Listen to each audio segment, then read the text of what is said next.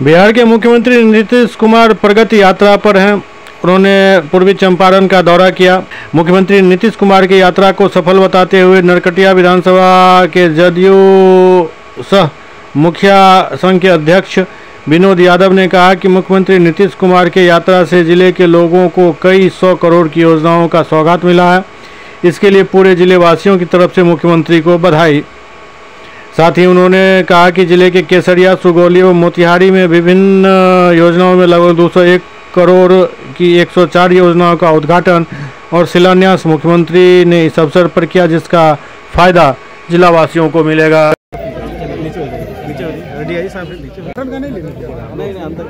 अंदर यहाँ से तो करने दीजिए सर। हो गया सर, यहाँ से मुख्यमंत्री आए थे आज।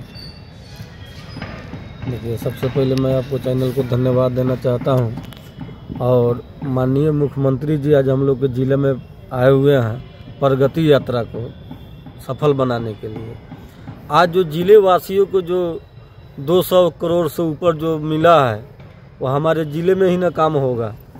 इसलिए मैंने कहना चाहता हूं कि जो हम लोग को अभिभावक हैं, जो मुख्यमंत्री जी हैं, जो हम लोग को मिले हैं, शायद ऐसा मुख्यमंत्री किसी स्टेट में किसी को ना मिले होंगे। इसलिए मैं मुख्यमंत्री जी को आभार व्यक्त करता हूं।